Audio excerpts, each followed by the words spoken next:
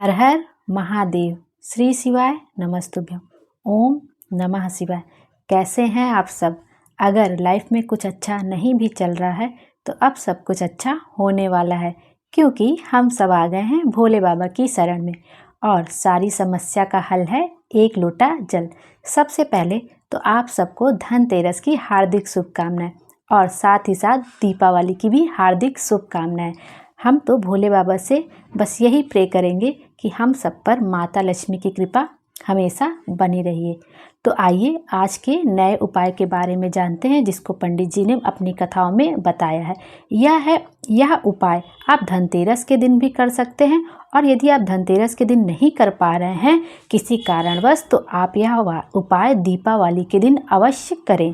यह उपाय सभी को करना है। अगर आपके जीवन में अंधकार बहुत अधिक है, निराशा से आप घिरे हुए हैं, धन संपदा की कमी है, तो आपको यह उपाय जरूर करना चाहिए।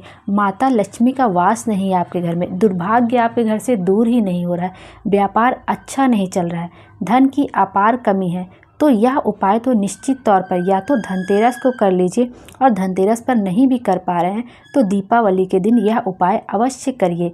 इस उपाय को करने के लिए हमें क्या क्या सामग्री चाहिए वह हम पहले देख लेते हैं। इसके लिए हमें चाहिए 2 दीपक, एक गोल बाती का चाहिए और 2 लंबी बाती का दीपक चाहिए, और हमें चाहिए चावल, गेहूँ या मूंग, तीनों में से कुछ भी मिले हमें उसके दाने चाहिए। और चौथा चीज़ जो हमें चाहिए वो चाहिए हमें कमल गट्टा। तो इसके लिए हमें चाहिए 3 दीपक, एक गोल बाती का दीपक हमें बनाना है और 2 लंबी बाती का, और चाहिए हमें चावल या गेहूं या मूंग, इन तीनों में से जो कुछ भी हमें आसानी से मिल जाए हमें वह ले लेना है। चावल तो सबके घर में आसानी से मिल ही जाता है, गेहूं तो आजकल कभी कभी नहीं भी मिल पाता है, क्योंकि आजकल हमारे घर में पिसा हुआ आटा जो आ रहा है, तो चावल तो सबके यहाँ मिल ही जाएगा, तो चावल ले लीजिएगा। और चौथी चीज़ जो है वो है कमल गट्टा। तो अब क्या करना है, हमें सबसे पहले अपनी एक थाली सजा लेनी है, उसमें एक गोल बाती का दीपक बनाना है और 2 लंबी बाती का, और थोड़ा सा चावल रख लेना है और कमल गट्टा रख लेना है। और तीनों दीपक में हमें गौ माता का घी भरना है।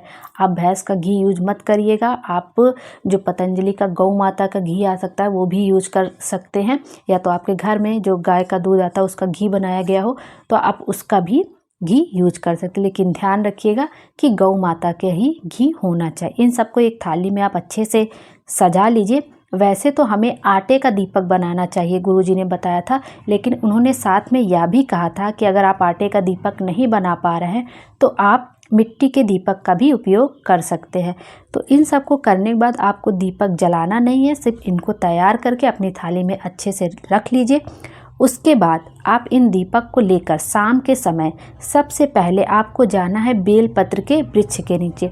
प्रदोष काल के समय बेलपत्र के वृक्ष के नीचे जाइए, और जो गोल बाती वाला दीपक है सबसे पहले उसको प्रज्वलित करना है बेलपत्र के वृक्ष के नीचे। लेकिन प्रज्वलित करने से पहले आपको दीपक के नीचे, जो गोल बाती वाला दीपक है उसके नीचे आपको गेहूं, चावल या मूंग जो भी आप लेके गए हैं उसका छोटा सा आसन बना देना है, जितने में वो दीपक आसानी से रख लिया जाए। तो आप वह गोल बाती वाला दीपक रख दीजिए, गेहूं, चावल या मूंग के ऊपर जो आपने आसन बनाया उसके ऊपर वह दीपक रख दीजिए और उसे प्रज्वलित कर दीजिए।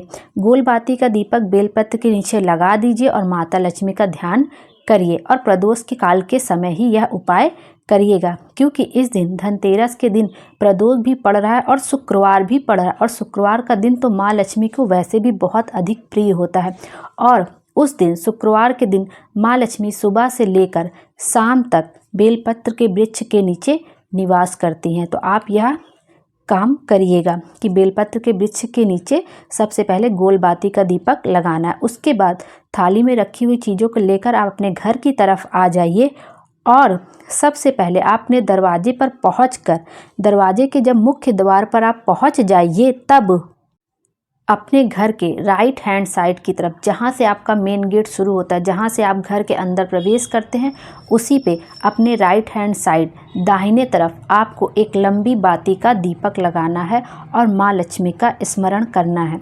जब भी आप दीपक लगाएं, चाहे आप घर में लगाएं, मंदिर में लगाएं या उसके नीचे आसन आपको ज़रूर लगाना है, जो कि मैंने आपको पहले ही बता दिया कि आप गेहूँ, चावल या मूंग का दाल जो भी आपके पास उपलब्ध हो उसका आसन ज़रूर दीपक के नीचे लगा दें। और एक बात का ध्यान रखिएगा कि इन तीनों दीपकों में एक एक कमल गट्टा ज़रूर डाल दीजिएगा। ध्यान से एक एक कमल गट्टा तीनों दीपक में आप डाल दीजिएगा। उसके बाद जब आप अपने घर के मंदिर पे पहुंचिएगा, आपने घर के बाहर चौखट पे लगा दिया, मतलब मेन गेट के पास लगा दिया राइट हैंड साइड पे। अब आप अंदर की तरफ जाइए और जहाँ पे आपका घर का मंदिर है वहाँ पर आपको एक दीपक लगाना है लंबी बाती का। वहाँ पर भी आसन दे दीजिएगा और लंबी बाती का दीपक मंदिर में आपको लगा देना है और उसमें तीनों दीपक में एक एक कमलगट्टा याद से ज़रूर से डाल दीजिएगा। आप इस उपाय को धनतेरस या दीपावली के दिन किसी भी समय कर सकते हैं। प्रदोष काल के समय करना अत्यंत ही शुभ है। गुरुजी ने यह भी बताया था कि जब बेलपत्र के नीचे हम पहला दीपक लगाते हैं तब हम अपना पता माता लक्ष्मी को बताते हैं और जब हम पहला दीपक प्रज्वलित करते हैं तो साथ ही साथ माँ लक्ष्मी हमारे घर की तरफ आती हैं। जब हम मेन गेट के पास पहुँचते हैं तो उन्हें पता चल जाता है कि यही हमारा घर है और जब हम मंदिर में लगाते हैं तो स्थायी तौर पर हमारे घर में निवास करती हैं। यह उपाय करने से धन वैभव में सदा ही बरकत होगी। तो आप इस उपाय को ज़रूर करके देखें और यह उपाय सभी को करना है, कोई भी यह उपाय कर सकता है। आपके घर में धन वैभव बहुत अधिक है तब भी आप यह उपाय कर सकते हैं कि माता लक्ष्मी सदैव हमारे घर में निवास करे, क्योंकि कोई भी नहीं चाहता कि माँ लक्ष्मी घर छोड़ के जाए या कभी धन संपदा की कमी हो। तो आप यह उपाय ज़रूर कर लीजिएगा। और ये पंडित जी तो यहाँ तक भी कहते हैं कि जो यह उपाय करते हैं माता लक्ष्मी भगवान विष्णु के साथ भले ही बैकुंठ में निवास करते हैं लेकिन उनका सदैव एक अंश हमारे घर में निवास करता है। तो आपको धनतेरस और दीपावली की हार्दिक शुभकामनाएं। भोले बाबा आप सबकी इच्छा को पूर्ण करें। यदि मुझसे इस उपाय को बताने में कोई त्रुटि हो गई हो तो मुझे क्षमा कर दीजिएगा। श्री शिवाय नमस्तुभ्यम। हर हर महादेव। भोले बाबा हम सबकी मनोकामना पूरी करें।